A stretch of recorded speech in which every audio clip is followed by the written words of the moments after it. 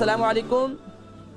अस्सलाम वालेकुम। वालेकुम अस्सलाम व रहमतुल्लाहि व बरकातुहू। कौन बहन और कहाँ से? जी मैं नाम नहीं बताना चाहती, आप बस मेरा मसला सुन लें। जी बहन, कहाँ से कॉल कर रही हैं?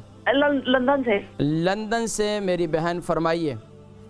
वो ना एक मसला है कि मुझे मेरी दोस्त ने उसके बिहाफ पे मैं आपको फोन कर रही हूँ। उसकी तकलीफ है, कह रही है कि पेशाब उसको ना रात को बार बार आता है। अच्छा।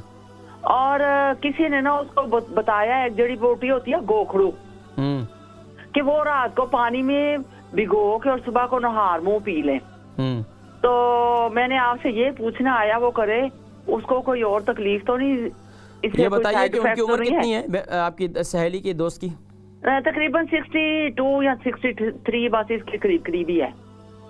ठीक है, उनको प्रोग्राम दिखाएं इंशाल्लाह मैं, और आप भी सुने इंशाल्लाह मैं जिक्र करता हूँ। रात को पेशाब बार बार आता है, अब उसके लिए कुछ बता रही थी कि इनकी एक दोस्त है, उनको जो है ये कैफियत होती है। देखें, एक तो ये मसाने की कमज़ोरी की अलामत होती है कि मसाने की कमज़ोरी के लिए सबसे बेहतरीन चीज़ जो है वो तिल का इस्तेमाल है, जिसे हम कहते हैं कि वाइट तिल ले लें और ब्लैक तिल।